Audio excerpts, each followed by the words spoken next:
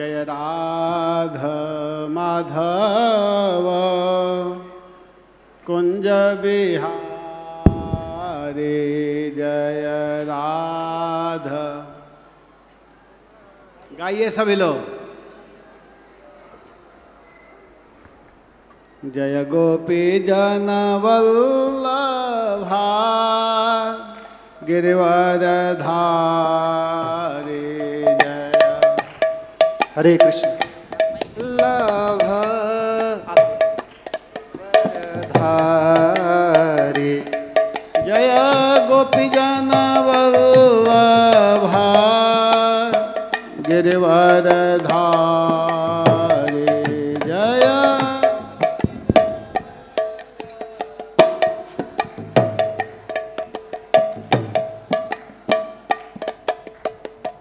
यशोदानंदन व्रज जन रंजना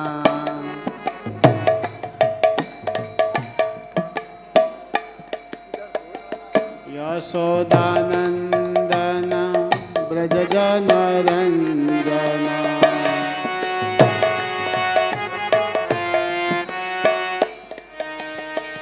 यमुना तीरा बनचारे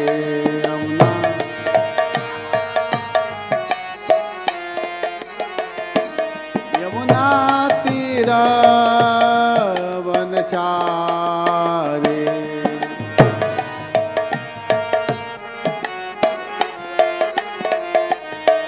जय राधा माधव कुंज बिहारी जय राधा माधव कुंज बिहारी जय राधा माधव कुंज बिहारी जय राधा माधव कुंज बिहारी जय गोपी जन वल्लभा गिरिवरधारी जय गोपी जन वल्लभ गिरिवरधारी जय गोपी जन वल्लभा गिरिवरधारी जय गोपी जन वल्लभ गिरिवरधारी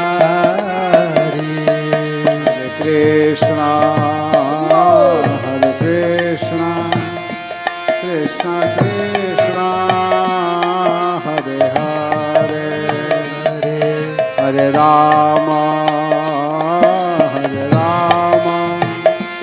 राम राम हरे हरे कृष्ण कृष्ण कृष्ण हरे हरे हरे राम राम राम हरे हरे हरे कृष्ण कृष्ण कृष्ण हरे हरे हरे राम राम राम हरे हरे हरे कृष्ण कृष्ण कृष्ण हरे हरे हरे राम राम राम हरे हरे जय राधा माधव राधे जय राधा माधव राधे जय जगन्नाथ बलदेवा जय सुभद्रा प्रभुपाद प्रभुपाद प्रभुपाद जय जय प्रभुपाद प्रभुपाद प्रभुपाद प्रभुपाद जय जय प्रभुपाद प्रभुपाद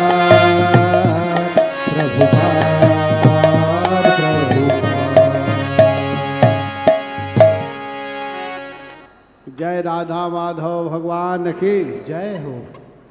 नमोऽयं विष्णुपादाय कृष्णप्रेष्ठाय भूतले श्रीमते भक्तिवेदांत स्वामीति नामिने नमस्ते सारस्वती देवे गौरवाणी प्रचारिणे निर्विशेष शून्यवादी पाश्चात्य देशतारिणे वंदेहम श्रीगुरोः श्रीयुतपदकमलं श्रीगुरून् वैष्णवांश्च श्रीरूपं साग्रजातं सहगण रघुनाथान्वितं तं सजीवं साद्वैतं सावधूतं परिजनसहितं कृष्णचैतन्यदेवं श्रीराधाकृष्णपादान्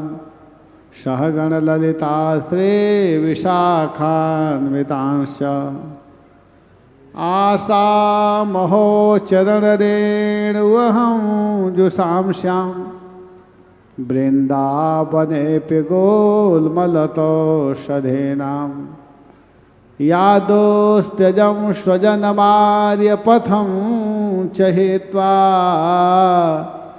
भेजोर्मुकुन्दपदवीं श्रुतिभिर्मृग्यां जय श्रीकृष्णचैतन्य प्रभो नित्यानन्द श्री अद्वैत गदाधर श्रीवासादि गौरभक्तवृंद हरे कृष्णा कृष्णा कृष्णा हरे हरे हरे राम राम राम हरे हरे। ओम नमो भगवते वासुदेवाय ओम नमो भगवते वासुदेवाय ओम नमो भगवते वासुदेवाय ओम नमो भगवते वासुदेवाय ओम नमो भगवते वासुदेवाय ओम नमो भगवते वासुदेवाय। हरे कृष्णा। तो देखिए आप लोग यहाँ पर श्रीमद् भागवत कथा सुनते हुए आ रहे हैं। यह जो भागवत कथा है, यह भगवान की जो लीला है, कथा है,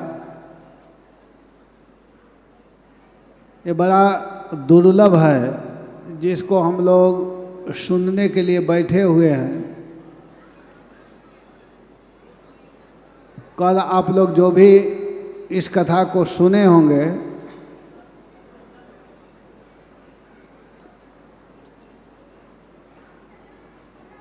हरे कृष्णा कृष्णा कृष्णा हरे हरे, हरे राम राम राम हरे हरे, हरे कृष्णा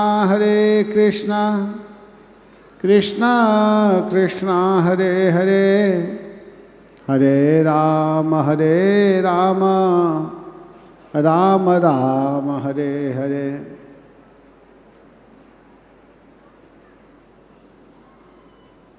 भगवान श्याम सुंदर मथुरा में पहुंच गए हैं और भगवान जब मथुरा में पहुंचे तो सबसे पहले भगवान एक धोबी के ऊपर कृपा किए। कपड़ा मांगे और जब वह वस्त्र नहीं दिया तो भगवान उसको मार दिए। इसके बाद में भगवान कृष्ण एक दर्जी के ऊपर कृपा किया है। भगवान के वस्त्र को दर्जी बड़ा सुंदर बनाया। फिर एक माली जो सुंदर माला बनाता है उसके ऊपर भी भगवान ने कृपा किया, क्योंकि माली भगवान को बहुत सुंदर माला पहनाया। फिर आगे चल करके एक कुब्जा जो 3 जगह से टेढ़ी थी, अपने हाथों में सुंदर चंदन लेकर के जा रही थी। वो कंस की दासी थी, लेकिन भगवान के कहने पर भगवान को सुंदर चंदन का लेप की, चंदन लगाई, तो भगवान उसके ऊपर भी कृपा किए। जो 3 जगह से टेढ़ी कुब्जा थी उसको भगवान बहुत सुंदर बना दिए।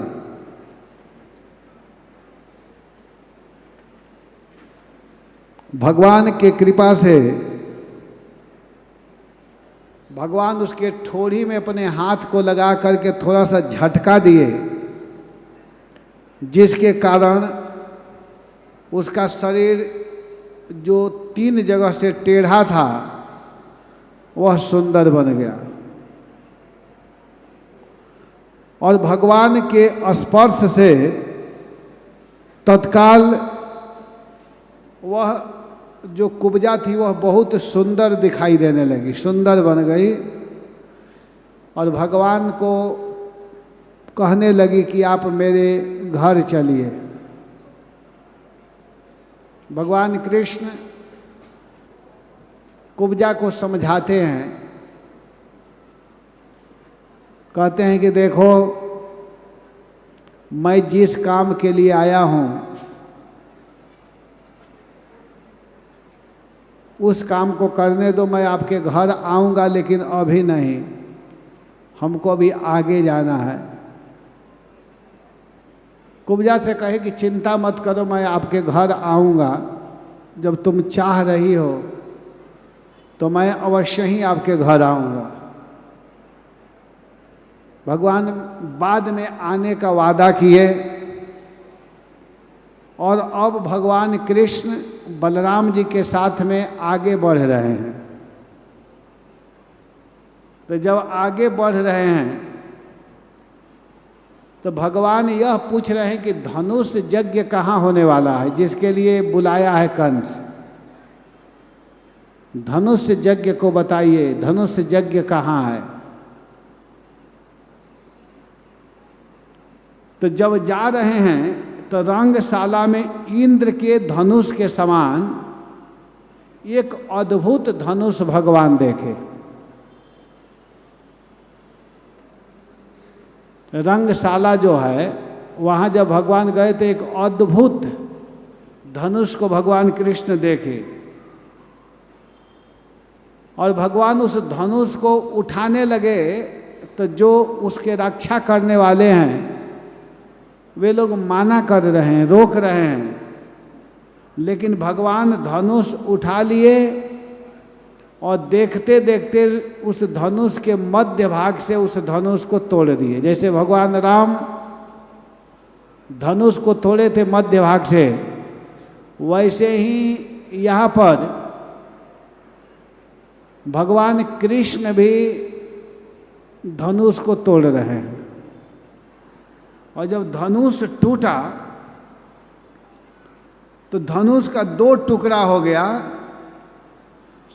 और यहाँ पर वर्णन है कि जैसे हाथी ईख है जो गन्ना होता है उसको तोड़ देता है, वैसे ही भगवान भी उसको तोड़ दिए।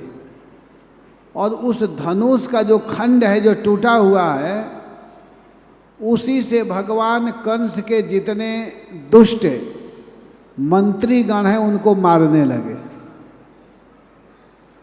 धनुष के टुकड़े से भगवान कृष्ण वध करने लगे, मारने लगे। और अब सूर्यास्त तो हो गया था, रात्रि का समय हो गया था, तो भगवान अपने जो निवास स्थान है, जहाँ रुकने का स्थान है, जिसको पड़ाव बोलते हैं, तो वहाँ पर कृष्ण लौट करके आ गए। अब शाम हो गया था, आए और आने के बाद में हाथ पैर धो करके भगवान कृष्ण दूध से बने हुए जो पदार्थ था, भोजन, दूध से बना हुआ भोजन, उसको भगवान खा रहे हैं। आप लोग सुन रहे हैं कि नहीं कथा को? भगवान क्या खा रहे हैं? दूध से बना हुआ पदार्थ। भगवान वहाँ चाउमीन और मैगी नहीं खा रहे हैं, पास्ता पिज्जा ये सब भगवान नहीं खा रहे हैं। वृंदावन को कहा जाता है ना कि वृंदावन क्यों अच्छा लगता है। एक भजन गाते हैं ना कि अले रे मोही लागे वृंदावन को। क्यों वृंदावन अच्छा लगता है? अरे घर घर तुलसी ठाकुर पूजा, घर घर तुलसी। वृंदावन अच्छा आखिर क्यों लगता है? तो उसके पीछे कुछ कारण है। अरे घर घर तुलसी ठाकुर सेवा, भोजन दूध दही को, अली रे मोही लागा। नहीं, उस धुन में नहीं गाना है। आप जिसको उठा रहे हैं उस में मैं नहीं गाना चाहता हूँ। देखिए यहाँ पर समझिए आप, घर घर तुलसी ठाकुर पूजा, भोजन दूध दही का। वास्तव में भोजन दूध और दही को ही कहा गया है। इसको देव भोजन कहा गया है, देवताओं का भोजन है यह। आजकल लोग देवता का भोजन कहाँ कर रहे हैं, और इसी के कारण वृंदावन अच्छा लगता है। वृंदावन में घर घर तुलसी, घर घर में तुलसी जी हैं, और सबके घर में ठाकुर जी की पूजा होती है। कोई ऐसा घर नहीं है जहाँ की भगवान का सेवा न होता हो, भगवान का पूजा न होता हो। भगवान की पूजा, तो भगवान कृष्ण शाम का समय हुआ, मथुरा में है, लेकिन मथुरा में जब धनुष को तोड़ करके और कुछ दुष्ट लोगों को मार करके जब शाम हुआ तो लौट करके आए, तो दूध से बना हुआ, पहले तो हाथ पैर धोए, और हाथ पैर धो करके, ये नहीं कि भगवान आए और बस खाना चालू कर दिए। आजकल लोग कहीं से आते हैं बस ले करके प्लेट खाना चालू। वास्तव में ये सब सीखना है। शास्त्र में सब कुछ बताया गया है कि कैसे खाना है, कैसे सोना है, कब सोना है, कब जगना है, क्या बोलना है, क्या नहीं बोलना है, किससे बात करना है, किससे नहीं करना है। ये सब शास्त्रों में बताया गया है। तो भगवान दूध से बना हुआ पदार्थ, दूध से क्या बना है? खीर बना है, और भी जो व्यंजन सुंदर पकवान बना हुआ है, उसको भगवान प्रसाद ग्रहण कर रहे हैं। और भोजन ग्रहण करने के बाद में भगवान श्री कृष्ण विश्राम किए, शयन। और विश्राम किए, विश्राम करने के बाद में अब उधर क्या होता है कि कंस को पता चला। लोग जा कर के बता दिए कंस से कि आप जिसको बुलाए हो वो आ चुका है, वो आ गया है। तो कंस सुन करके कि हमारे लोगों को आते ही वध करना चालू कर दिया, तो कंस जब सुना तो कंस डर गया, और उसे रात भर नींद नहीं आई। कंस सुना कि हमारा शत्रु हमारे क्षेत्र में, हमारे नगर में, हमारे शहर में आ चुका है, और आ करके हमारे लोगों को मार रहा है, तो इस बात को सुन करके कंस डर गया और उसे नींद नहीं आ रही है और उसे बहुत प्रकार के अपशकुन दिखाई दे रहे हैं। अपशकुन उसे दिखाई दे रहे हैं। और अब सुबह क्या हुआ कि सुबह होते ही उसके जो पहलवान हैं, कुछ पहलवानों को कंस नियुक्त किया था, तो वे पहलवान लोग क्या किए कि उठते ही ताल ठोकने लगे और बहुत जोर जोर से बाजा बजाने लगे। कंस सभी लोगों को बुलाता है और गोपगण क्या किए कि अपना जो भी सामग्री लेकर के आए थे ब्रज से, नंद बाबा बोले थे कि आप लोग जब कंस के यहाँ जा रहे हैं तो कंस महाराज एक बहुत बड़ा उत्सव कर रहे हैं, यज्ञ कर रहे हैं, तो यज्ञ में जा रहे हैं तो खाली हाथ मत जाओ, यज्ञ में कुछ न कुछ चीज़ ले करके जाना चाहिए। तो सभी ब्रजवासी अपने अपने घरों से कुछ न कुछ चीज़ ले करके आए थे, और जब कुछ न कुछ ले करके आए थे तो वे लोग कंस के पास गए हैं और वहाँ जा करके सामग्री को रख रहे हैं। जो भी कुछ लाए हैं वहाँ रखे और रख करके आसन ग्रहण कर रहे हैं। इसके बाद में रंग भूमि के दरवाजे पर कंस एक रंग भूमि जहाँ रंग मंच बनाया था, उसके दरवाजे पर एक कुवलया पीठ नामक हाथी को नियुक्त किया था। उस हाथी का काम यही था कि जब ही कृष्ण बलराम आएंगे तुम अपने पैरों से कुचल करके मार देना।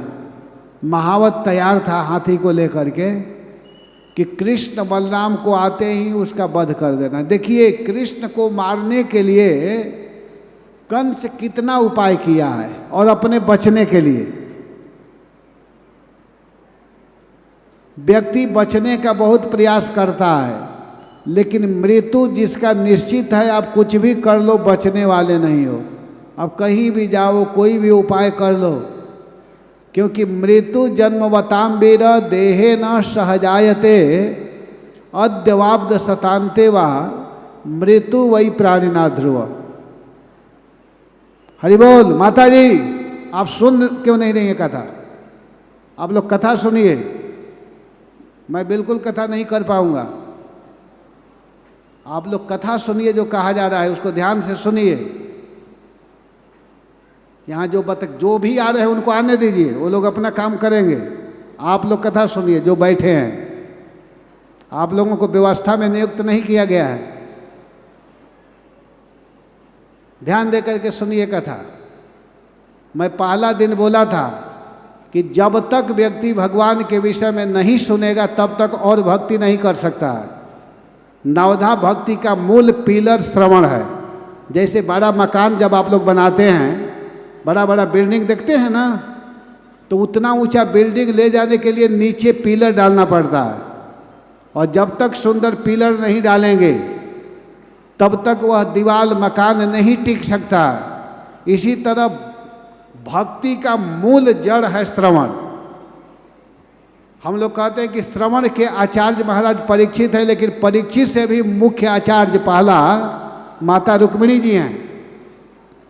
रुक्मिणी जी ने नारद जी के मुखारविंद से विवाह नहीं हुआ था तभी सुन ली थी कृष्ण के विषय में, और इतनी अच्छी से सुनी कि अपने आप को कृष्ण को दे दी, और हम लोग आज तक नहीं दे पाए।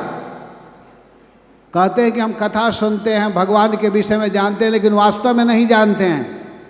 जिस दिन भगवान को जान लेंगे उस दिन भोजन अच्छा नहीं लगेगा, पानी अच्छा नहीं लगेगा, संसार के लोग अच्छे नहीं लगेंगे, केवल भगवान अच्छे लगेंगे। लेकिन दुर्भाग्य की बात यह है, सबसे बड़ा दुख की बात यह है कि भगवान को छोड़ करके सब कुछ अच्छा लगता है। भगवान अच्छे नहीं लगते हैं, क्योंकि हम लोगों को 84 लाख योनि में बार बार आना है ना, इसलिए भगवान अच्छे नहीं लग रहे हैं। भगवान कब अच्छे लगेंगे? जब 84 लाख योनि को पार करने की स्थिति आ जाएगी। कहा गया कि भावा पवर्गो भ्रमतो यदा भवेत जनस्य तर्ह चितसत समागम। जब संसार फीका लगने लगे अपने स्वजन संबंधी भाई बंधु अच्छे न लगे, भगवान अच्छे लग रहे हैं, तो समझ जाओ कि अब संसार पार करने की स्थिति में आप हो चुके हैं।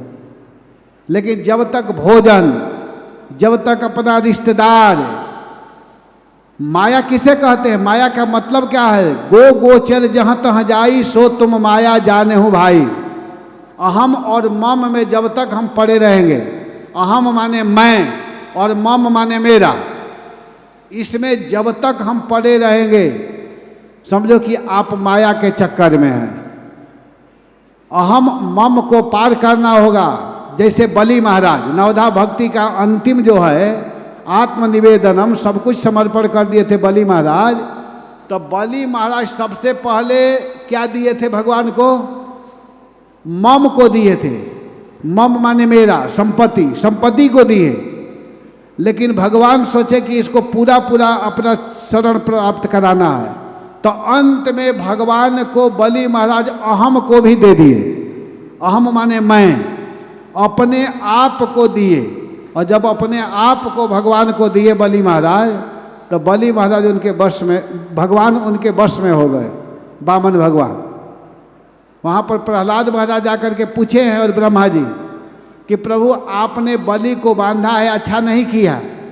तो भगवान कहते हैं कि मैं बलि को नहीं बांधा हूँ, बलि ने मुझे बांध लिया, मुझे बलि ने बांध लिया है। तो आप लोग ध्यान दे करके सुनिए, यहाँ जो कथा हो रही है उसको ध्यान दीजिए कि भगवान कृष्ण, भगवान श्याम सुंदर, हमारे श्याम सुंदर मथुरा में गए हैं।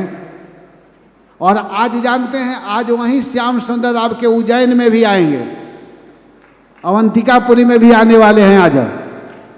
तो क्या आप लोग भगवान का स्वागत नहीं करना चाहते हैं कि हमारे कन्हैया हमारे क्षेत्र में आए? तो ध्यान दे करके सुनिए, हुआ क्या कि भगवान श्री कृष्ण जब जा रहे थे कृष्ण को मारने के लिए, दुष्ट कंस क्या क्या नहीं प्रयास किया कि मैं बच जाऊं। अपने जीवित रहने के लिए, अपने को बचाने के लिए उसने बहुत उपाय किया। लेकिन जानते हैं, जिसकी मृत्यु निश्चित है, जो व्यक्ति जन्म लिया है उसकी मृत्यु निश्चित होती है। तो मृत्यु से बचने के लिए बहुत कुछ प्रयास नहीं करना चाहिए। मृत्यु जब होने वाला है तो होगा, इसलिए हम लोगों को हमेशा मरने के लिए तैयार रहना चाहिए। हम लोग उदाहरण देते हैं कि कैसे तैयार रहना चाहिए। जैसे हम लोग ट्रेन में यात्रा करते हैं, फ्लाइट में यात्रा करते हैं, प्लेन में यात्रा करते हैं, तो उसमें बैठते हैं, बहुत महंगा से महंगा सीट होता है, लेकिन स्टेशन आने से पहले ही अपना बैग झोला लेकर के दरवाज़ा पर खड़े हो जाते हैं। क्यों खड़े हो जाते हैं? कि सबसे पहले हम उतरे, हमारा स्टेशन न छूट जाए। ये नहीं सोचते कि हमारा इतना महंगा टिकट है तो चलो आराम से सोए रहेंगे उसी सीट पर, अगर छूट भी जाएगा तो क्या बिगड़ता है, दूसरे स्टेशन उतर जाएंगे। लेकिन स्टेशन आने से पहले हम अपने सीट को छोड़ करके दरवाज़ा पर चले जाते हैं। वैसे ही व्यक्ति को मरने के लिए पहले से ही तैयार रहना चाहिए, अपना बैग पैक करके, और हमेशा रेडी रहना चाहिए कि मृत्यु आ रहा है, आने दो। मृत्यु की परवाह नहीं करनी है, चिंता करना है तो भगवान के लिए, प्रभु के नाम गाने के लिए कि आज हमारा माला हुआ कि नहीं, आज मैं मंगला आरती में गया कि नहीं, आज मैं भागवत कथा सुना कि नहीं, आज अपने घरों में साधु महात्माओं का सेवा किया कि नहीं, भगवान के लिए आज मैं सुबह से शाम तक क्या किया हूँ। अगर नहीं हुआ है कोई काम तो रोना चाहिए कि हाय हाय, मेरा जीवन आज दिन भर ऐसे ही चला गया, मैं प्रभु के लिए कुछ भी नहीं किया। इसके लिए दुखी होना चाहिए, रोना चाहिए। लेकिन वह दुष्ट कंस क्या किया कि अपने बचने के लिए कृष्ण को मारने का क्या क्या नहीं प्रयास किया। उसने कुवलयापीड नामक हाथी को नियुक्त कर दिया था कि जब ही कृष्ण रंगमंच के ओर बढ़ेगा, मेन गेट बना हुआ था, वहाँ एक हाथी खड़ा है, और वहाँ पर यह बनाया गया कि जब ही श्री कृष्ण और बलराम आएंगे, तुम्हारा काम है उसको कुचल देना, उसको मार देना। लेकिन हमारे प्यारे श्याम सुंदर जब जा रहे हैं तो वह महावत जब ही हाथी को आगे बढ़ाता है मारने के लिए, तब तक भगवान क्या किए कि फुर्तीले भगवान उस हाथी को पकड़ लिए और हाथी को पकड़ करके ऐसे घुमाते हुए, इस हाथ से नहीं बाएं हाथ से, और पकड़ करके हाथी को इतने जोर से घुमाना चालू किए कि घुमाते घुमाते ही उसकी मृत्यु हो गई। आप यह विचार करना, वो कोई साधारण बच्चा नहीं है, भगवान है कृष्ण, बहुत समर्थवान ईश्वर हैं। तो उसने उस हाथी का वध किया और हाथी को मारने के बाद में हाथी का जो दांत है उस दांत को भगवान ने निकाल लिया और निकाल करके उस हाथी के दांत को अपने हाथ में ले लिए और ले करके भगवान, और हाथी को मारे कैसे हैं जानते हैं? हाथी के पूंछ को भगवान पकड़े थे। कोई कहेगा इतना बड़ा हाथी के पूंछ को पकड़ करके कैसे घुमाएंगे? तो भगवान कुछ भी कर सकते हैं। तो पूंछ घुमाते हुए उसका वध किए थे और उसको मार दिए और उसके हाथी के दांत को निकाल करके अपने हाथ में लेकर के हाथी के दांत को भगवान अब रंगमंच के ओर बढ़ रहे हैं, रंगशाला में जा रहे हैं। और जब जा रहे तो कृष्ण के हाथ में हाथी का दांत है, सफेद रंग का दांत, श्याम वर्ण के कृष्ण, उनके हाथ में हाथी का दांत है और उस दांत को लिए हुए भगवान जा रहे थे। इतने सुंदर कृष्ण लग रहे हैं कि उस रूप को देख करके भक्तों को परम सुख मिल रहा है, परम आनंद मिल रहा है। और भगवान का एक नाम अलग से हो गया, उनका नाम हुआ दंतपाणि। भगवान का एक नाम हुआ दंतपाणि। बोलिए दंतपाणि भगवान की। तो भगवान दंतपाणि आज मथुरा के रंग भूमि में पहुंचे हुए हैं। और जानते हैं जब भगवान रंग भूमि में पहुंचे तो उस समय की स्थिति ऐसा है कि उस रंग भूमि में युवती स्त्रियां बैठी हुई है, वृद्ध पुरुष बैठे हुए हैं, वृद्ध माताएं बैठी हुई है, वहाँ जोगी लोग बैठे हुए हैं, मायावादी सन्यासी बैठे हुए हैं, वैष्णव लोग बैठे हुए हैं, एक से एक लोग वहाँ पर हैं, बड़े बड़े लोग, और सब लोग देख रहे हैं कृष्ण आ रहे हैं। तो कृष्ण को देख करके क्या स्थिति हो रहा है यहाँ पर सुखदेव गोस्वामी वर्णन कर रहे हैं। कहते हैं कि मल्लानाम सनीन्द्रिणाम नरवरः स्त्रीणाम स्मरो मूर्तिमान गोपानां स्वजनो सतां क्षितिभुजां शास्ताश्वपित्रुः शिशुः मृत्युर्भोजपते विराड विदुषां तत्त्वं परं योगिनां वृष्णीनां पददेवतेति विदितो रंगम गतः साग्रजः। जो वहाँ पर है जिसकी जैसी दृष्टि है, युवती स्त्रियों को लग रहा है कि साक्षात कामदेव आ रहे हैं कृष्ण को देख करके। जो वृद्ध पुरुष और वृद्ध माताएं हैं उनको लग रहा है कि मेरा बेटा आ रहा है, मेरा लड़का आ रहा है इस रंग मंच के वो रंग भूमि में। जो मायावादी लोग हैं उनको लग रहा है कि ब्रह्म आ रहा है, जो जोगी लोग हैं उनको लग रहा है कि परमात्मा आ रहा है, और जो वैष्णव जन हैं उनको लग रहा है कि भगवान आ रहे हैं। और जितने वहाँ पर पहलवान लोग हैं, योद्धा लोग, उन पहलवानों को लग रहा है कि एक बहुत बड़ा पहलवान आ रहा है, और कंस को क्या लग रहा है कि काल आ रहा है। यहाँ पर कहा गया कि जिसकी जैसी दृष्टि होती है, जिसकी जैसी भावना होती है, उसी रूप में भगवान दिखाई देते हैं। अरे जाके रही भावना जैसे प्रभु मूरत देखूं तिन्हि तैसे, प्रभु मूरत देखूं तिन्हि तैसे।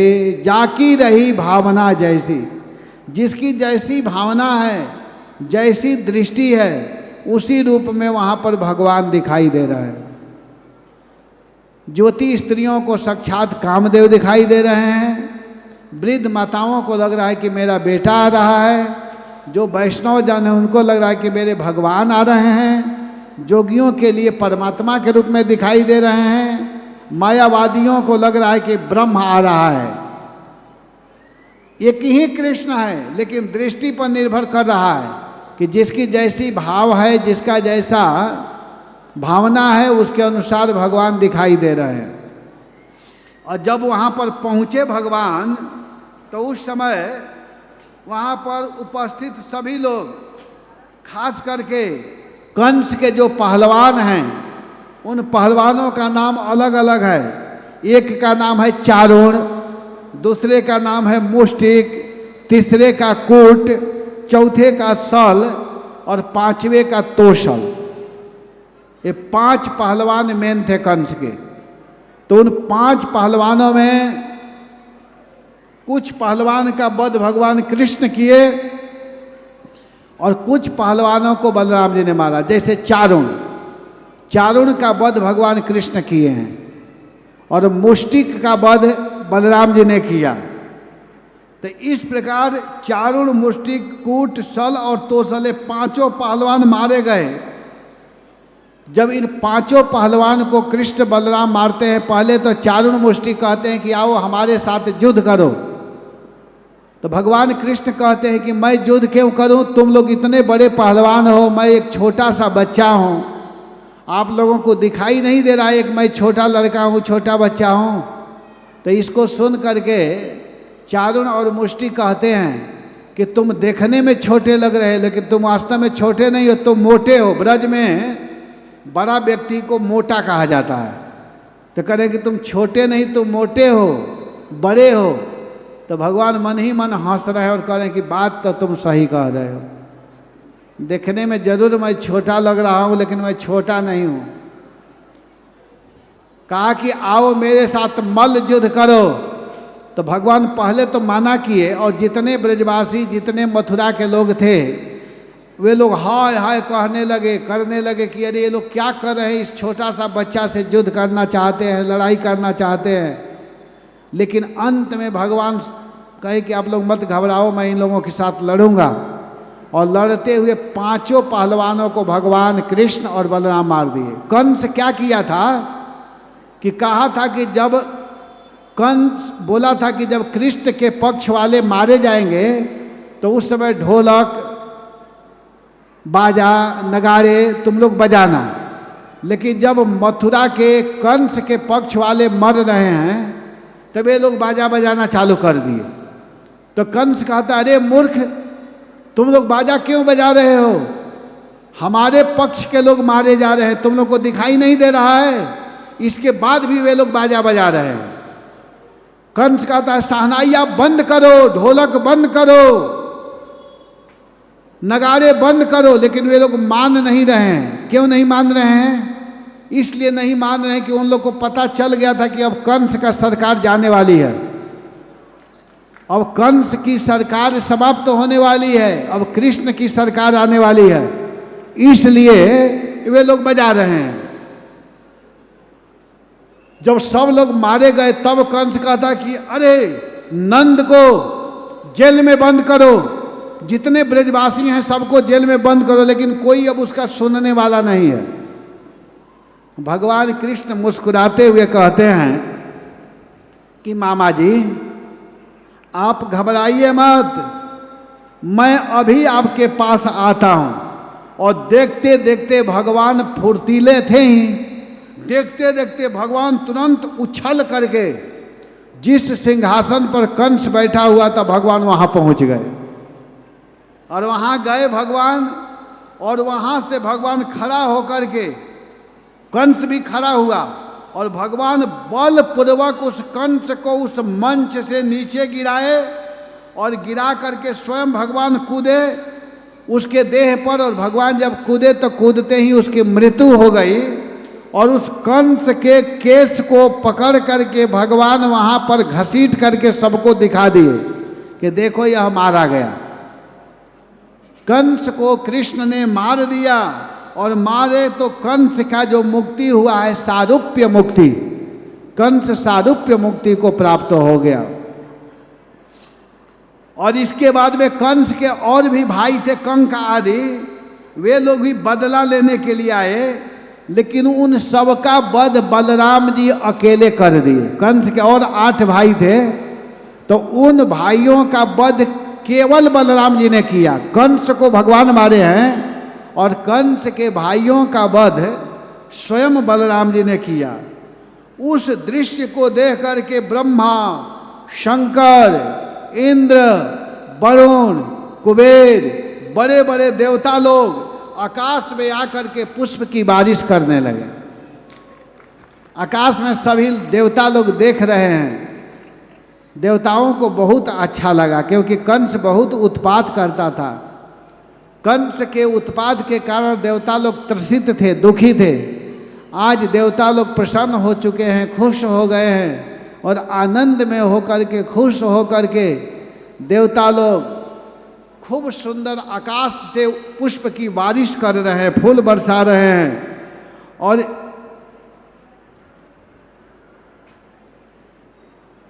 इधर कंस की जो स्त्रियां हैं और कंस के भाई की जो स्त्रियां हैं, वे लोग अपने पति के मृत्यु को सुन करके, देख करके वे विलाप करने लगी, और जोर जोर से रो रही है, विलाप कर रही हैं। हाय हाय हाय, हमारे पति मारे गए, हाय हम क्या बताएं, मेरे पति समाप्त हो गए। इस तरह भगवान श्री कृष्ण ने कंस का वध किया, और कंस का वध करने के बाद में हमारे प्यारे श्याम सुंदर क्या करते हैं कि जेल में जाते हैं, और जेल में जाकर के सबसे पहले नाना जी को मुक्त किए। अपने माता पिता से पहले भगवान गए, महाराज उग्रसेन को जेल से मुक्त किए।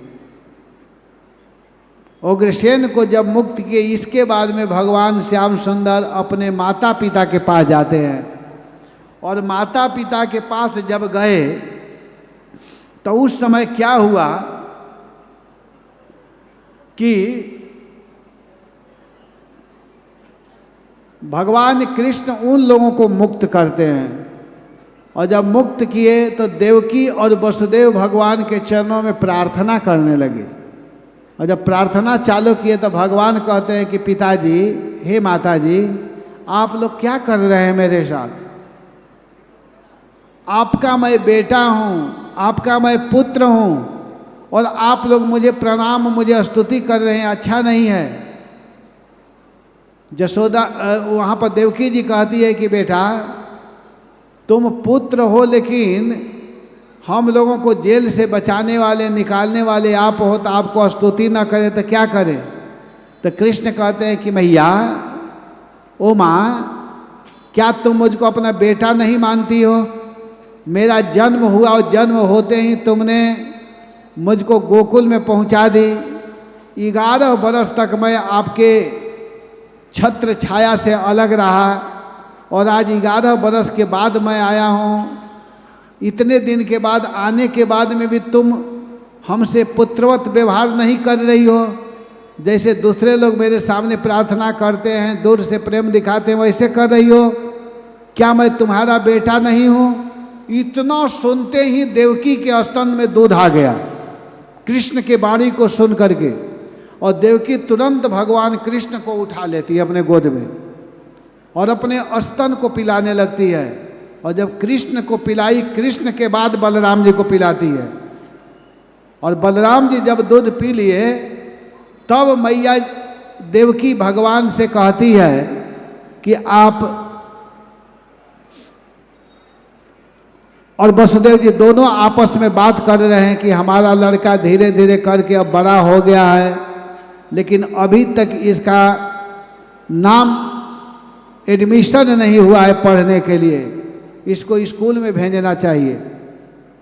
हमारा बेटा देखिए नंद जी के यहाँ इतने दिन तक था, लेकिन उनको कोई चिंता थोड़े है कि पढ़ाना है, बस दुलार करके इतने बड़ा कर दिए, लेकिन अभी तक इसका एडमिशन पढ़ाई नहीं हुआ, कुछ पढ़ा नहीं। तो तो इसको पढ़ने की व्यवस्था करनी चाहिए। अब वसुदेव जी क्या करते हैं कि श्री कृष्ण को और बलराम जी को 11 बरस के बाद, अब 11 से ज़्यादा उम्र हो चुका है भगवान का, अब वसुदेव जी ने दोनों भाइयों को लेकर के वहाँ से यहाँ अवंतिकापुरी उज्जैन में आए और यहाँ आकर के भगवान श्याम सुंदर को गुरु सांदीपनी मुनि के यहाँ, जो सांदीपनी जी हैं उनके यहाँ, इसके बाद वसुदेव जी ने गर्गाचार्य आदि ब्राह्मणों को बुला करके अपने दोनों पुत्रों का द्विजाति संस्कार पहले तक करवाए। यज्ञोपवीत संस्कार जो जनेऊ संस्कार होता है उसको करवाए और जन्म के समय जो संकल्प किए थे, क्या संकल्प किए थे कि मुझे अपने बेटा के लिए दान देना है, तो उन ब्राह्मणों को गायों की दान किए, खूब सुंदर गाय दिए और फिर विद्या अध्ययन के लिए अपने बच्चे को पढ़ाने के लिए अवंतीपुर उज्जैन में सांदीपनी मुनि के पास लेकर के आए, गुरुकुल में लेकर के आ रहे हैं पढ़ाने के लिए। बच्चों को कहाँ पढ़ाना है, तो वसुदेव जी ने विचार किया कि अपने बच्चों को गुरुकुल में ले जाता हूँ पढ़ाने के लिए। तो उस समय के प्रसिद्ध आचार्य, प्रसिद्ध गुरु सांदीपनी मुनि हैं, उनके पास लेकर के आए और भगवान श्री कृष्ण ने क्या किया कि भगवान आदर्श गुरु भक्ति का आचरण किए। एक शिष्य का क्या धर्म है, गुरु के पास जाकर के क्या करना चाहिए, कैसे अध्ययन करना चाहिए, कैसे पढ़ना चाहिए, कैसे गुरु की सेवा करनी चाहिए। भगवान श्री कृष्ण ने आदर्श शिष्य का भाव, जो एक आदर्श शिष्य होते हैं, जो उनका कर्तव्य होता है, वैसे आदर्श गुरु भक्ति का आचरण करके केवल 64 दिन में, ज़्यादा दिन नहीं, 2 महीना 4 दिन, भगवान कृष्ण केवल मात्र 64 दिनों में 64 कलाओं का ज्ञान प्राप्त कर लिए। भगवान 64 दिन में क्या करते हैं कि जो 64 कला है उसका ज्ञान प्राप्त कर लिए। उन 64 कलाओं में कुछ विद्याओं का यहाँ पर जिक्र किया जा रहा है, जैसे वेद। भगवान कृष्ण ने वेद का अध्ययन किया, वेदांग, स्मृति, पुराण, भगवान ने पुराणों का अध्ययन किया। उपनिषद, उपनिषद को भगवान पढ़े। शास्त्र आदि, शस्त्र को कैसे चलाना है, अस्त्र शस्त्र को कैसे चलाना है, उसको भगवान ने अध्ययन किया।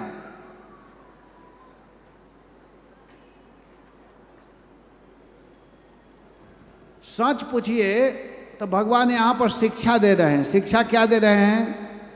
भगवान शिक्षा यह दे रहे हैं कि देखो, जीवन में अपना गुरु बनाना चाहिए, बिना गुरु का ज्ञान नहीं होता है। भगवान हो करके हम लोगों को शिक्षा दे रहे हैं कि गुरु से ही ज्ञान प्राप्त करना चाहिए। और गुरु कौन होते हैं? जो भगवान के भक्ति को करते हैं, भक्ति करते हुए जो अध्ययन कराते हैं, पढ़ाते हैं, जो कृष्ण के विषय में जानते हैं, जय कृष्ण वेता, से ही गुरु है। जो कृष्ण के विषय में जानता है, कृष्ण को समझता है, वही वास्तव में गुरु है और वही वास्तविक पढ़ाई है। सांसारिक पढ़ाई को विद्या नहीं कहा गया है। विद्या क्या है? वास्तविक पढ़ाई क्या है? तो शास्त्रों में कहा गया कि तत्कर्म हरितोषम जहत सा विद्या तन्मतिरिया। वही कर्म कर्म है। कौन कर्म कर्म है? जिस कर्म को करने से, जिस काम को करने से भगवान प्रसन्न हो, भगवान की खुशी जिस काम को करने से हो, वही कर्म कर्म है, वही काम काम है। और सा विद्या, वही विद्या विद्या है, जिसको पढ़ने से, जिसका अध्ययन करने से हमारी मति भगवान में लगे। जिस पढ़ाई को पढ़ने से भगवान में मन लग रहा है तो समझो कि वह विद्या विद्या है, और जिस पढ़ाई को पढ़ने से मन भगवान में नहीं लग रहा है वह विद्या नहीं, उसको अविद्या कहा गया है। तो भगवान कृष्ण यहाँ पर आकर के विद्या का अध्ययन कर रहे हैं, और भगवान ने यहाँ पर शिक्षा दिया कि गुरु बनाना चाहिए। गुरु बनाने से ही, गुरु से ही ज्ञान प्राप्त किया जा सकता है। और एक भाव यहाँ पर यह है कि भगवान कृष्ण क्या करते हैं कि एक तरह से सबको ज्ञान देने वाले कृष्ण हैं, इसीलिए कृष्ण को जगत गुरु कहा जाता है। कृष्णम वंदे जगत गुरु, कृष्ण सबके गुरु हैं। कृष्ण को संदीपनी जी से पढ़ने की आवश्यकता नहीं है। यहाँ इस भाव को समझिएगा, कृष्ण को जगत गुरु कहा गया था। जगत गुरु भगवान कृष्ण ने विचार किया कि मैं जिस ज्ञान को सांदीपनी को दिया हूँ, जिस विद्या को मैं सांदीपनी को समझाया हूँ, बताया हूँ, क्या उस विद्या को सांदीपनी सही ढंग से पढ़ा रहा है कि नहीं, उसको सही ढंग से वितरण कर रहा है कि नहीं, उसको देखने के लिए, परीक्षण करने के लिए कभी कभी गुरु लोग अपने शिष्य की परीक्षा लेते हैं। तो भगवान सबके गुरु हैं, तो भगवान अपने ज्ञान जो दिए हैं सांदीपनी को, उस ज्ञान को देखने के लिए भगवान यहाँ पर आए कि वास्तव में संदीपनी सही ढंग से बता रहा है या नहीं बता रहा है। जैसे चैतन्य महाप्रभु, चैतन्य महाप्रभु जानते हुए भी कहते हैं कि और बताइए और बताइए, और जो कश्मीरी पंडित है उसके पास शास्त्रार्थ कर रहे, अंत में भगवान महाप्रभु से वह पराजित हुआ है। तो यहाँ ये ध्यान देना है हम लोगों को कि भगवान को पढ़ने की जरूरत नहीं है, लेकिन भगवान कृष्ण ने विद्या अध्ययन करके यह हम लोगों को बताया, यह हम लोगों को सिखाया कि देखिए जीवन में गुरु बनाना पड़ता है, बिना गुरु का ज्ञान नहीं होता है। गुरु के शरण में जाना चाहिए। और 64 दिन में भगवान कृष्ण ने 64 कलाओं को सीख लिया, और सीखने के बाद सांदीपनी मुनि से इच्छानुरूप दक्षिणा के लिए प्रार्थना की। सांदीपनी जी से भगवान ने कहा कि हे गुरुदेव, आपने हमको विद्या अध्ययन कराया है, आपने मुझको कुछ बताया है, पढ़ाया है, तो ऐसे पढ़ना उचित नहीं होता है। आपने पढ़ाया है इसलिए मैं आपको कुछ देना चाहता हूँ, आप हमसे लीजिए। तो सांदीपनी जी ने कहा कि मुझे तो कोई ज़रूरत नहीं है, आप अपने गुरु माता से पूछ लो, अर्थात हमारी पत्नी से पूछ लो। तो भगवान गुरु माता के पास गए और कहे कि माँ आपको कुछ चाहिए, बताओ, मैं कुछ दक्षिणा देना चाहता हूँ। तो संदीपनी जी की जो स्त्री है वो जानते हैं भगवान कृष्ण के भगवत्व को जान गई थी। एक दिन की घटना है कि भगवान गाय दुहाने जा रहे थे, और गाय दुहने के लिए जो गायों के पीछे एक रस्सी बांधा जाता है पैरों में, तो वो था नहीं। तब तक उनसे मांगा गया कि रस्सी लाओ, रस्सी लाओ। तो उस समय रस्सी नहीं था, लेकिन भगवान तुरंत रस्सी दे दिए। और जब उस रस्सी को दिए तो संदीपनी जी की पत्नी देखी थी कि कृष्ण के हाथ में रस्सी नहीं है, लेकिन रस्सी मांगने पर तुरंत रस्सी दे दिया। तो ये कोई साधारण बच्चा नहीं है। तो संदीपनी जी ने कहा कि आप गुरु माता से पूछ लो। तो संदीपनी जी की जो पत्नी है उसने कही कि बेटा, वास्तव में अगर तुम कुछ गुरु दक्षिणा देना चाहते हो तो हमारा बेटा जन्म के समय ही पता नहीं उसको समुद्र में डाल दिया गया है, आप कृपा करके मेरे बच्चों को ला दो। तो भगवान क्या किए कि समुद्र में डूब करके मरे हुए पुत्र के मांग करने पर दोनों भाई कृष्ण और बलराम दोनों भाई जाते हैं और समुद्र से मिल करके भगवान शंखासुर नामक असुर को मारा, और मार करके गुरु पुत्र को ला करके गुरु दक्षिणा में भगवान ने गुरु पुत्र को लौटा दिया। इससे गुरु महाराज सांदीपनी जी बहुत खुश हुए, बहुत प्रसन्न हुए, और इन सब कार्यों को करके भगवान अति शीघ्र 64 दिन में ही भगवान इस उज्जैन से पुनः मथुरा चले गए। मात्र 2 महीना 4 दिन भगवान यहाँ पर रहे और यहाँ रह करके बहुत बड़ा काम भगवान ने किया है। तो यह ऐसा जगह है कि यहाँ कोई सावधानी पूर्वक विद्या का अध्ययन करे तो उसको सारी विद्याएं प्राप्त हो जाती है। लेकिन व्यक्ति होता क्या है कि जहाँ जो लीला हुआ है वहाँ लोग रहते हैं, लेकिन उसका महत्व तो नहीं समझ पाते हैं कि वह स्थान क्या है। जिस स्थान पर जो लीला हुआ है उस भाव में हो करके अगर कोई उस साधन को करे तो अवश्य ही उसको सफलता मिलेगा, लेकिन कोई उसको करना नहीं चाहता। जैसे यहाँ पर भगवान कृष्ण इस अवंतिकापुरी में उज्जैन में आकर के अध्ययन किए और यथाशीघ्र उस ज्ञान को प्राप्त कर लिए, तो आज भी कोई अगर निष्ठा के साथ में, भक्ति के साथ में भगवान श्री कृष्ण के चरणों में प्रार्थना करते हुए, संदीपनी जी के मुनि में ध्यान करते हुए उनके चरणों में अगर कोई विद्या अध्ययन करेगा, भागवत पढ़ेगा, भगवत गीता पढ़ेगा, तो क्यों नहीं उसको ज्ञान प्राप्त होगा। लेकिन व्यक्ति को कोई विश्वास, कोई श्रद्धा नहीं है।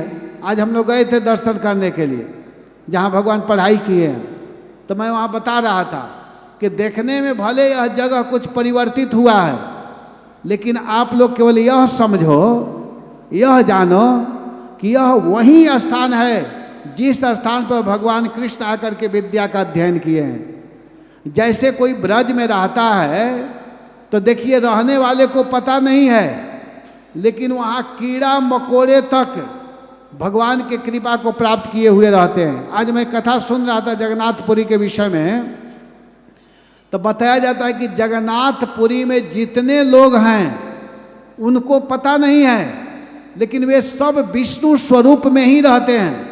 वहाँ के लोग, उन लोगों को पता नहीं है, लेकिन जगन्नाथपुरी स्वयं पुरुषोत्तम है, भगवान ही जगन्नाथपुरी के रूप में है। और वहाँ जो भी व्यक्ति प्रवेश करता है, आप लोग भी वहाँ जाते हैं तो वहाँ विष्णुमय हो जाते हैं, विष्णु स्वरूप हो जाते हैं, लेकिन उस व्यक्ति को पता नहीं चलता है, क्योंकि उसकी दृष्टि जो है उस भाव तक पहुँच नहीं पाती है। जैसे वृंदावन में लोग जाते हैं तो वृंदावन में जा करके ईंट पत्थर को देखते हैं, बड़ा बड़ा बिल्डिंग, बड़ा बड़ा कंकड़, बड़ा बड़ा रोड, ये सब को देखते हैं, क्योंकि उनकी दृष्टि में वही है। जाकी रही भावना जैसी प्रभु मूरत देखूं तिन तैसी, जिनकी जैसी भावनाएं हैं। कुछ लोग वृंदावन में जा करके वहीं बिजनेस व्यापार में लग जाते हैं, और बहुत लोग हैं कि वहाँ जाते ही भगवान के सुंदर भक्ति भजन को करते हैं। तो इसी तरह यहाँ उज्जैन में भगवान कृष्ण आकर के 64 दिन में 64 कलाओं को प्राप्त किए। तो अगर आज भी कोई व्यक्ति भगवान श्री कृष्ण के चरणों में प्रार्थना करते हुए, अपने मंदिर में कितना सुंदर डिटी बनाया गया है, कृष्ण बलराम और गुरु संदीपनी जी हैं, तो उनके चरणों में प्रार्थना करते हुए अगर कोई नित्य भागवत का अध्ययन करे, भगवत गीता को पढ़े, तो भगवान अवश्य ही कृपा करेंगे और उस व्यक्ति को अपना असली अर्थ, भागवत कोई पुस्तक नहीं है, कोई पाना नहीं है, कोई अक्षर नहीं है, कोई शब्द नहीं है, भागवत स्वयं भगवान है। और हम लोग अनुभव करते हैं कि जब बार बार व्यक्ति भागवत को बोलता है, पढ़ता है, कहता है, तो भागवत भगवान अपने अर्थ को स्वयं खुलवाने लगते हैं, अर्थ बताने लगते हैं। इसलिए निष्ठा और विश्वास के साथ में इसका अध्ययन करना चाहिए। हरे कृष्णा कृष्णा कृष्णा हरे हरे, हरे राम हरे हरे। तो भगवान के इन लीलाओं पर हम लोगों को विश्वास करना चाहिए और विश्वास करके उस महिमा को गाना चाहिए। और जब उसको गाएंगे, सुनेंगे, तो अवश्य ही भगवान हम लोगों के ऊपर कृपा करेंगे। भगवान को कृपा करने में थोड़ा भी देर नहीं लगता है, क्योंकि अगर कोई व्यक्ति भगवान के उस जस को, गुण को गाता है, तो भगवान उसके ऊपर कृपा करते हैं। भगवान आज भी वही हैं, लेकिन हम लोगों को ऐसा भाव लाना पड़ेगा। भगवान जैसे ध्रुव महाराज के बने हैं, प्रहलाद महाराज के बने हैं, उसी तरह हम लोगों के भी बनेंगे, लेकिन हम लोगों को वैसा भाव लाना पड़ेगा। बोलिए हरे कृष्णा हरे कृष्णा कृष्णा कृष्णा हरे हरे, हरे राम राम राम हरे हरे। तो अब आगे की लीला का वर्णन करते हुए यहाँ पर सुखदेव गोस्वामी कह रहे हैं कि हे राजन, हे महाराज परीक्षित, जब भगवान पढ़ करके आए उज्जैन से, मतलब यहाँ से जब भगवान कृष्ण मथुरा गए, तो मथुरा जाने के बाद में हुआ क्या कि भगवान श्री कृष्ण एक दिन जोर जोर से रोने लगे। मथुरा में बैठे हैं भगवान, और बैठे बैठे हमारे भगवान श्याम सुंदर इतने जोर से रोना प्रारंभ किए कि वहाँ बगल में भगवान के मित्र जिनका नाम है उद्धव जी भी बैठे हुए हैं। तो उद्धव जी कहते हैं, कृष्ण आप इतने जोर से क्यों रो रहे हो, क्या बात है, आप क्यों रो रहे हो? तो भगवान क्या बोलते हैं उद्धव से कि हे उद्धव, आज मुझे वृंदावन का याद आ रहा है। भगवान रो रहे हैं, गोपियों को याद करके, मैया यशोदा को याद कर रहे हैं, नंद बाबा, ग्वाल बाल, ब्रज की गायें, यमुना, वृंदावन, इन सब को, गिरिराज को याद करके भगवान रो रहे हैं। और उद्धव से कहते हैं, क्या कहते हैं, बड़ा सुंदर भाव है, कहते हैं कि उद्धो मोहि ब्रज बिसरत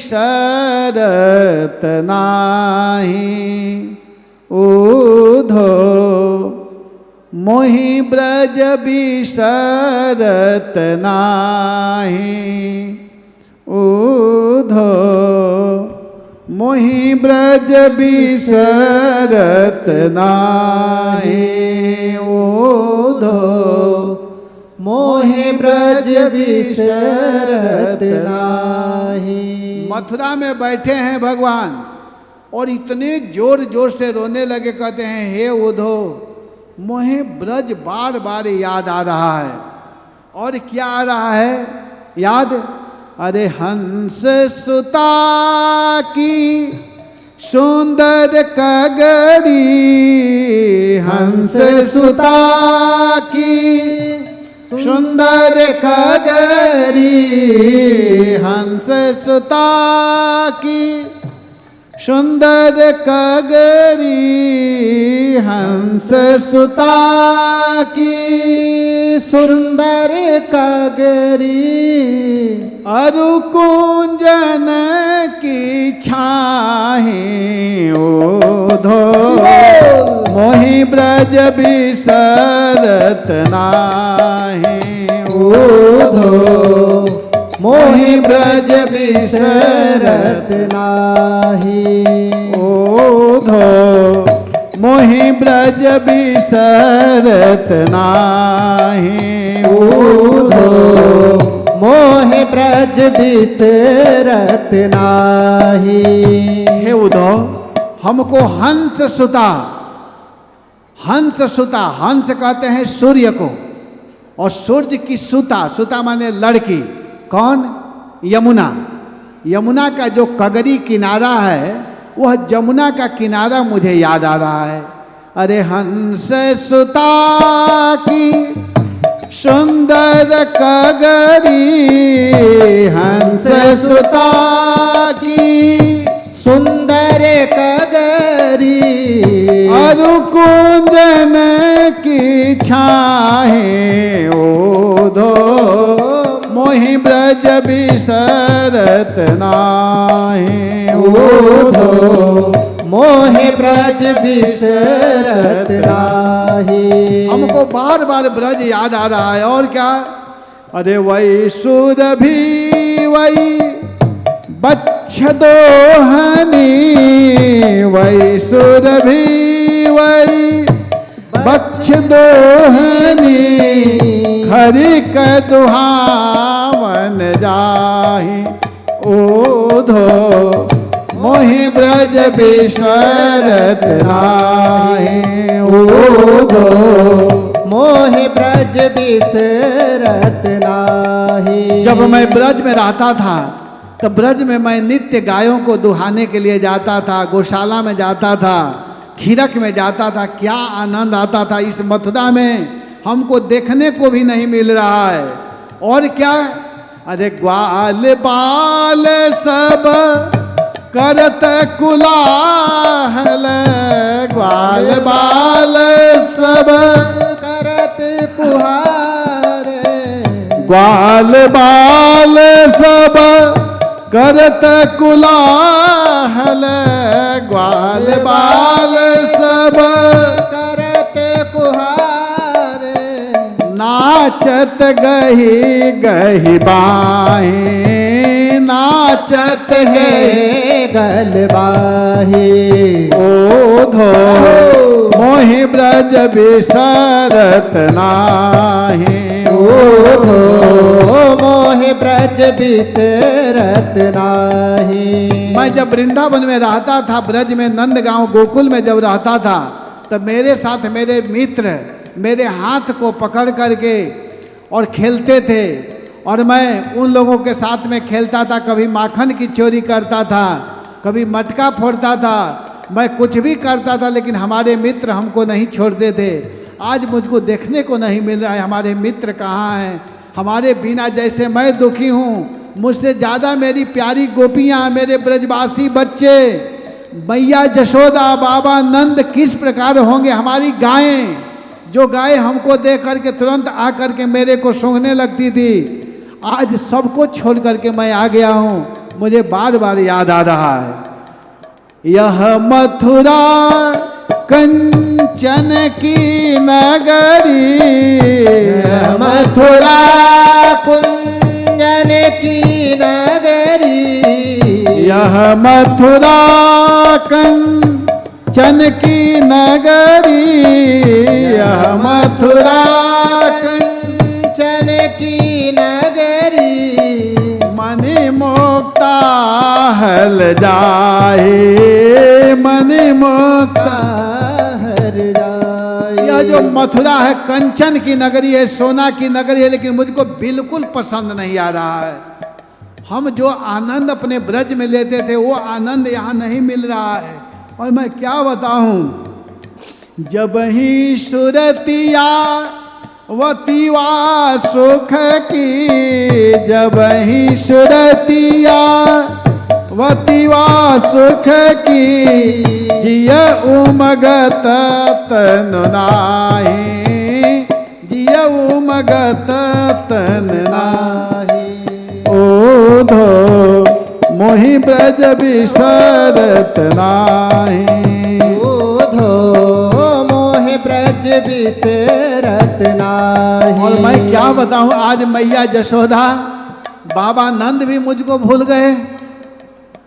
अनगनत भांति करी बहुलीला, अनगत भांति करी बहुलीला, जसोदानंद निभाहे, जसोदानंद नबाहे।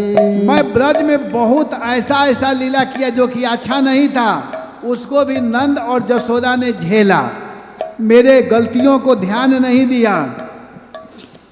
आज मैं क्या बताऊं उद्धव, वही लीलाओं को मैं याद कर रहा हूं। हे मेरे मित्र उद्धव, हमारी मैया जशोदा मुझे याद करती होंगी, मेरी प्यारी गोपियां मुझे याद करती होंगी।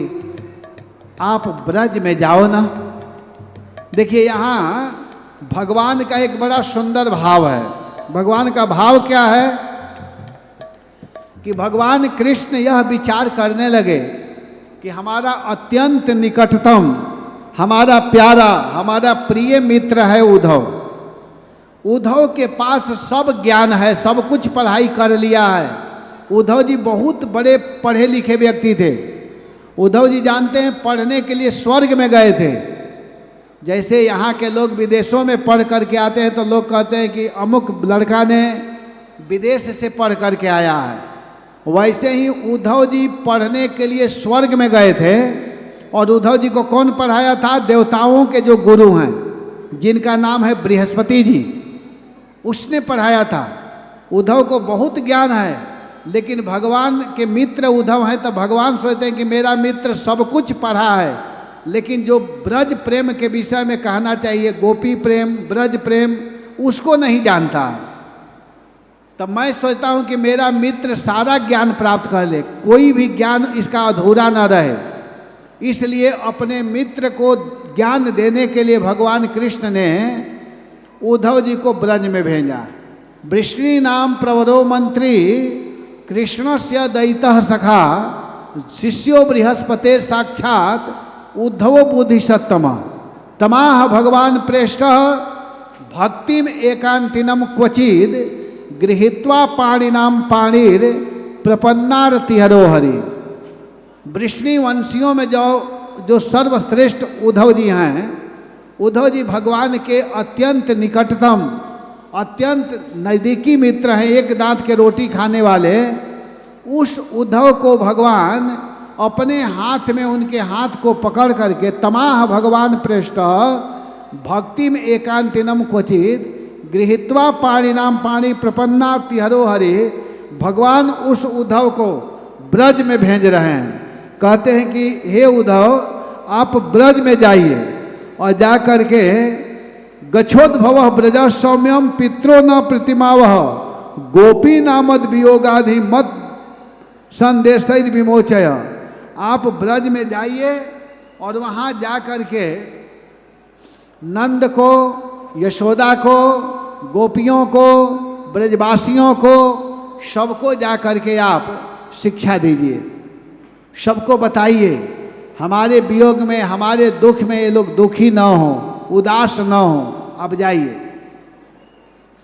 उद्धव जी को इतना घमंड था, उद्धव इतने घमंड में हो गए कि सोचने लगे कि मैं जाऊंगा ब्रज में और जा करके मैं ऐसा उपदेश करूंगा, ऐसा उपदेश करूंगा, ऐसा उपदेश करूंगा कि ब्रज के सभी गोप, गोपी, नंद, यशोदा इस कृष्ण को भूल जाएंगे। अपने ज्ञान पर उद्धव को इतना घमंड था।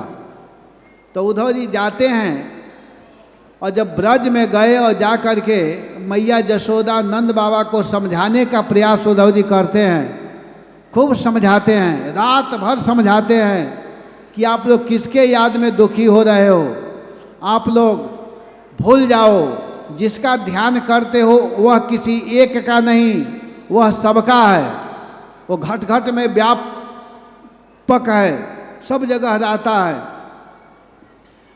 उद्धव जी बार बार समझाने का प्रयास किए, लेकिन उद्धव जी का प्रवचन मैया यशोदा को पल्ला नहीं पड़ा।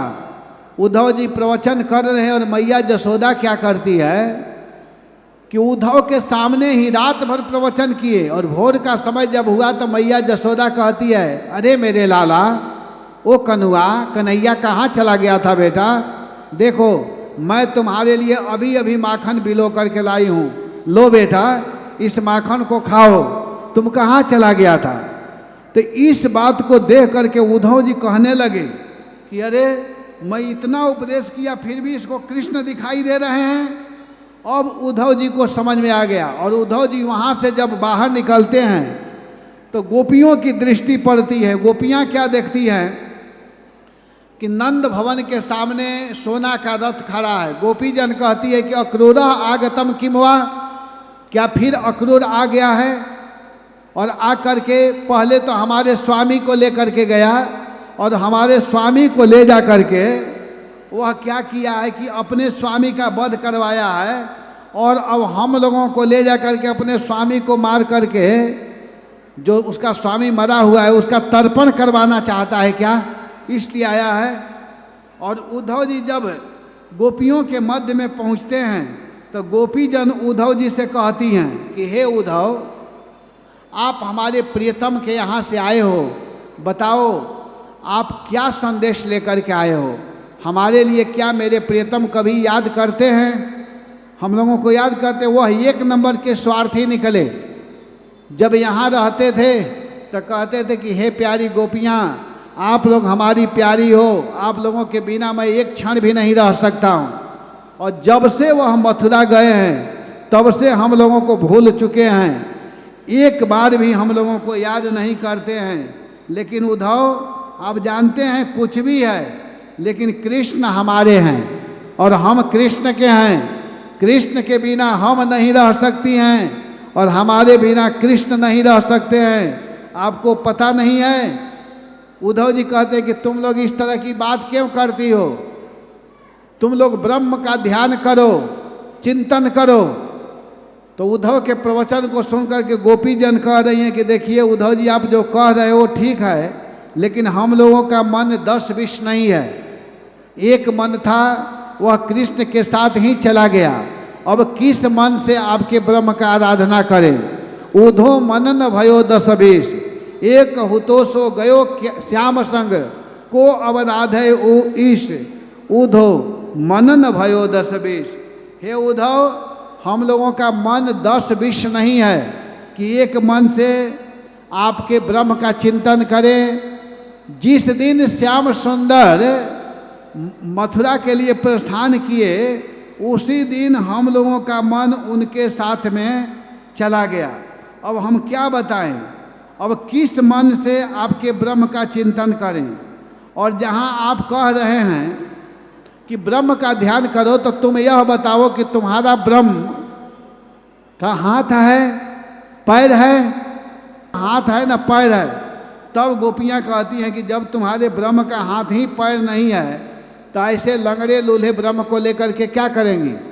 कर बिना कैसे गाय दुही हैं हमारे वह, पद बिना कैसे नाची थिरकी रिझाई हैं। जिस ब्रह्म का हाथ ही नहीं है तो उस ब्रह्म को लेकर के हम क्या करेंगे? और वो किस काम का है, वो क्या करेगा? इन बातों को गोपी जन कह रही हैं। और अंत में उद्धव जी से कहती है कि जानते हैं हमारा कृष्ण से क्या संबंध है? तो उद्धव जी कहते हैं क्या संबंध है? तो गोपी जन कहती हैं कि कृष्ण हमारे हैं। अरे वो तो है हमारे ही, हमारे ही, हमारे ही हैं। हम वो नहीं के वो नहीं के वो नहीं के हैं, हम वो नहीं के वो नहीं के वो नहीं के हैं। वो तो है हमारे ही, हमारे ही, हमारे ही हैं। वो तो है हमारे ही, हमारे ही, हमारे ही हैं। हम वो नहीं के वो नहीं के वो नहीं के हैं। हम वो की वो तो नहीं के वो हमारे हैं। उद्धव, कृष्ण हमारे हैं और हम कृष्ण के हैं। और हे उद्धव, जब आप आए ही हो तो आप जा कर के श्याम सुंदर से कह देना कि आपकी गोपियाँ आपको याद करती है। इस भाव को सुन करके उद्धव जी जो घमंड में चले थे कि मैं ऐसा उपदेश करूँगा कि जिस उपदेश को सुन करके गोपी जन भूल जाएंगी कृष्ण को, और हम जो शिक्षा देना चाहते हैं उसी को वे लोग समझेंगी, कहेंगी। लेकिन गोपी जन कहती है कि जानते हैं हम लोगों का अभिमान है, यह अभिमान तो गवैहे ना गए हूँ प्राण, हम उन्हीं के वह तो प्रीतम हमारे हैं। यह अभिमान हम लोगों के जीवन से कभी जाने वाला नहीं है। क्या नहीं जाने वाला है? यह अभिमान गवैहे ना गई तो प्राण, यह अभिमान कभी जाने वाला नहीं है कि हम उन्हीं के वो तो प्रीतम हमारे हैं। हम कृष्ण के हैं और कृष्ण हमारे प्रियतम हैं। यह अभिमान कभी जाने वाला नहीं है। देखिए, ऐसा अभिमान हम लोगों को होना चाहिए। हम लोगों को कृष्ण को अपना मानना चाहिए कि कृष्ण हमारे हैं। भगवान स्पष्ट रूप से भगवत गीता में कहे हैं। भगवान क्या बोलते हैं कि अहम सर्वस्य प्रभवः मत्तः सर्व प्रवर्तते इति मत्वा भजन्ते माम बुधा भाव समन्विता। वह व्यक्ति बुद्धिमान है। कौन बुद्धिमान है?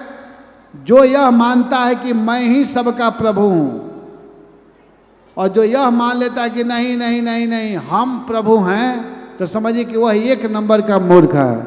तो इस प्रवचन को जब गोपी जन सुनी, गोपी जन के प्रवचन को उद्धव जी सुने, और उद्धव के बात को गोपियां सुनी है, लेकिन उद्धव जी जब गोपियों के प्रेम को देखे कि गोपियों का प्रेम क्या है, स्पष्ट कहती है कि उद्धव मन ना भयो दस बीस, एक हुतो सो गयो श्याम संग, को अवराध है ईश।